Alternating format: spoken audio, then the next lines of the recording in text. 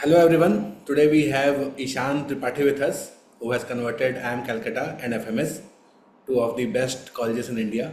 So congrats Ishan. How are you feeling? Thank you.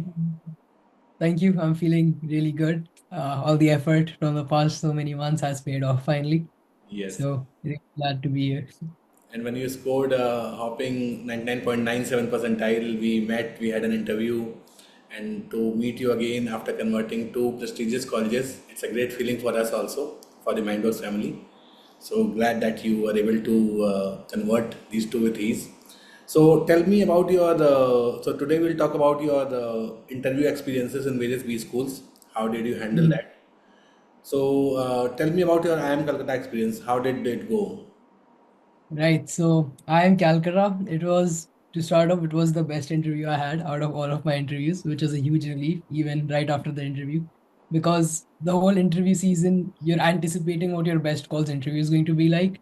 So it was such a huge relief that it was the best one. Couple days before the interview, I kind of knew that it's usually very math and statistics intensive, especially with my background being in statistics. I thought that they would definitely ask a lot of ACAD questions. So I spent a lot of time brushing up on my UG subjects, trying to do summarize the whole course within a couple of days.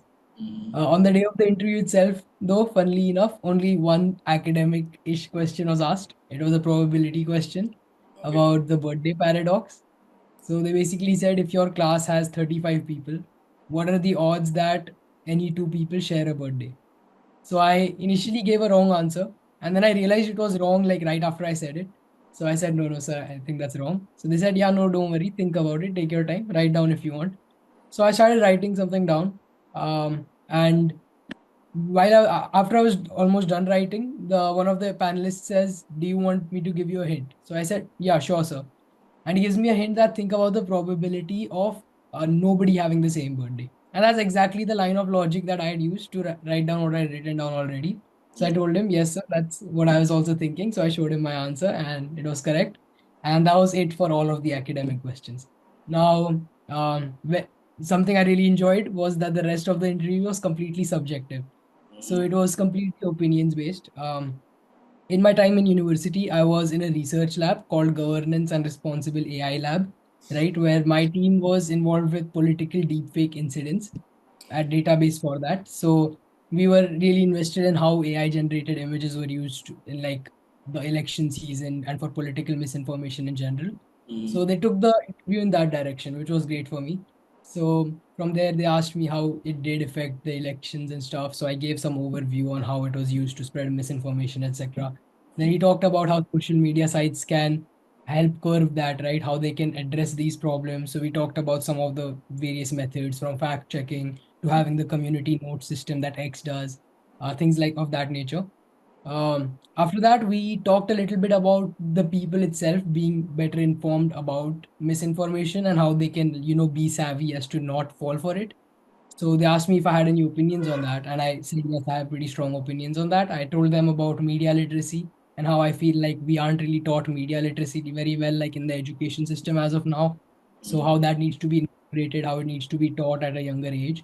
So one of the panelists interjected saying, and how would you propose to do that? Like how would you suggest teaching media literacy to like younger children? So I told them that we can, make reductivist examples, right? Like even a child would understand if a seller is talking about something he's selling, he's more likely to lie and like give a more polished image than what's really true, right? So starting off from simple examples like that, and then as they grow older, extrapolating into real world examples, right? For example, if a big oil company is funding a climate change research, then there is a good chance that it may not portray the facts accurately, stuff like that. Right. So kind of transitioning from more simple examples to more real world applications, kind of outline that process. Then we talked a little bit about where the struggle is between for governments to, stomp out misinformation and like kind of make measures against that. So I talked about how it's about the balance between stopping misinformation and freedom of speech, right? And that like there would have to be a body that regulates what is and is not misinformation and how that could threaten free speech, how that body would have to have autonomy over the government, how that's a difficult thing to do. I talked about the broadcasting bill where the government is proposing to do that, but I personally am concerned as a citizen that it may not lead that way. etc. So it was a pretty opinion based thing, no subject, like no objective solid answers. So I felt like I could kind of waffle on about, my thoughts, and I think they liked what they had to hear.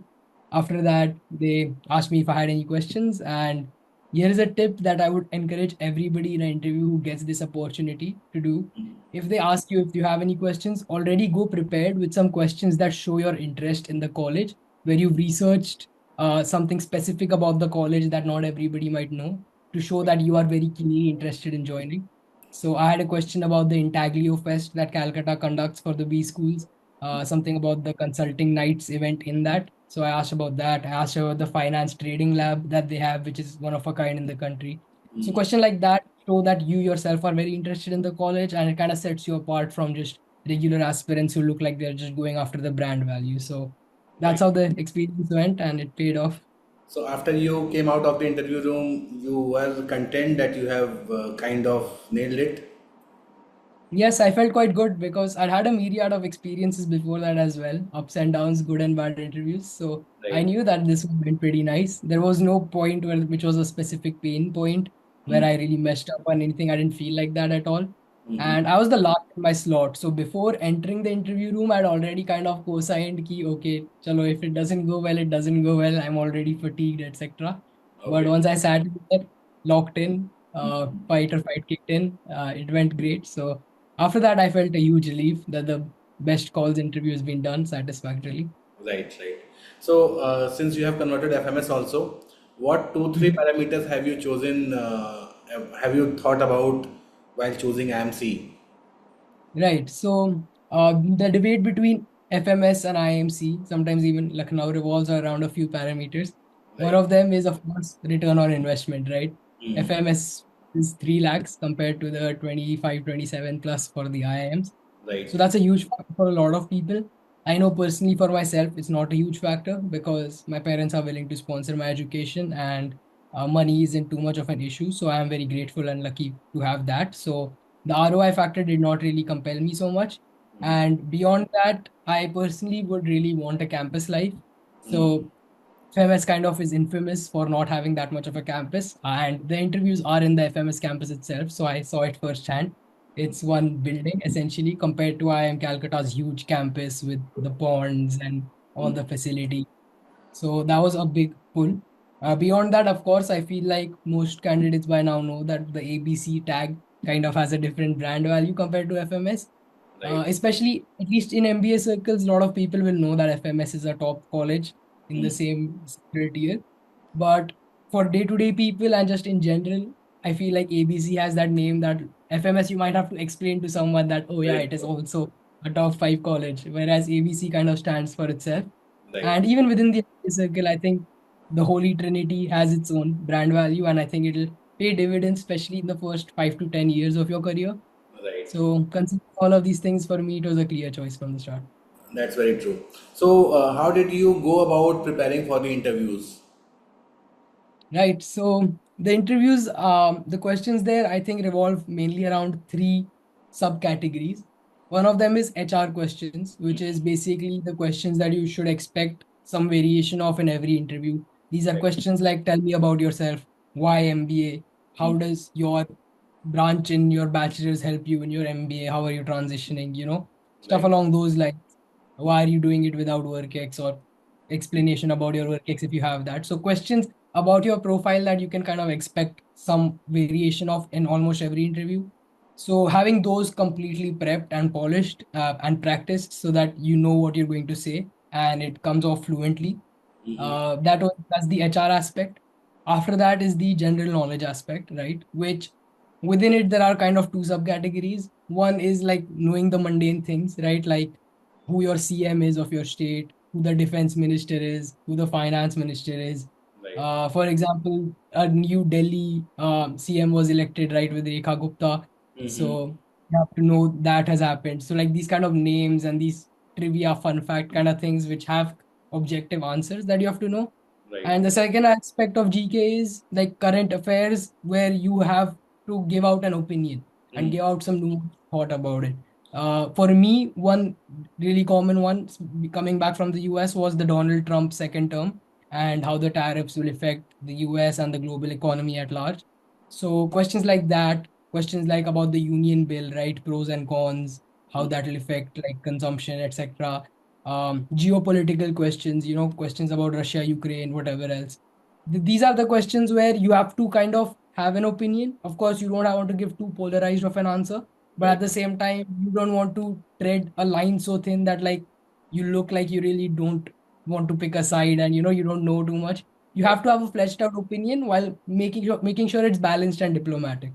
So that's GK. And of course, lastly is ACADS. This will vary person to person depending on what you've studied in the bachelor's. For me, it was statistics, so predominantly that regression, collinearity, etc. All of these topics that I'd kind of done in my bachelor's and left there.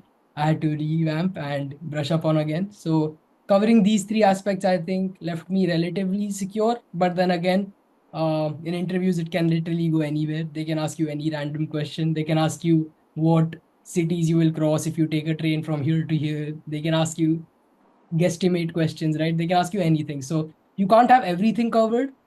Beyond that, of course, you practice, give mock interviews so that you're composed, right? You're used to giving interviews itself. I think having that practice helps make sure that your performance is well, even if you do not know certain answers. Your composure matters a lot, especially in stress interviews. True, So true. that was my. So, how did Mindworkzz help you in the interview preparation? So Mindworkzz was great. I gave a couple of mock interviews in Mindworkzz. There were, of course, faculty and there was current MBA students who recently had the experience that had conducted these. So that was handy. And after all of them, of course, I'd get a feedback as to things I could improve upon. Mm-hmm. Getting yourself in an informal scenario where the stakes aren't that high, but still doing the things that you're set to do, it kind of gives you a good time to reflect on how you're performing. Right. It gives you a chance to look at your weak areas and strong areas. Mm-hmm. Beyond that, we also had practice group discussions. So only two of my calls had group discussions at all. But Right. for that, of course, you get less practice for it because not every call has it, but it still matters. So it helped a lot to have to go through that group discussion process with Mindworkzz beforehand. Great, great. So yeah, these were primarily it. So, any final tip for people who are starting CAT 25 preparation now, since you scored a great percentile also? What should Yeah. As I'd said in my other video as well, I think mocks, personally, I am very biased towards mocks. I think they'll be your best friend in this journey. right? Give as many mocks as you humanly can while still analyzing them. Go through the sections, right? Beyond that, I'd say while you give the mocks, segment each section into smaller chunks of time so that you can kind of keep track of how much progress you've made in a section with those timestamps so that you're not like rushing too many questions in the last 5 minutes or so. Mm, um, Other than that, of course, stay confident. There'll be ups and downs in your journey, so you have to keep your head held high. There'll be mocks where you score very low. I know I did. So you have to work through all that and stay motivated through that.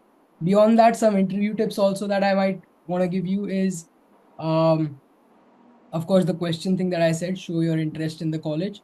mm, Beyond that, speak slowly, take your time to answer. Do not rush into answers too quick. I myself, this was a weak area for me, especially with my ISBYL interview. There were a couple of times that the interviewer himself had to say that, no, think about the answer for a couple of minutes.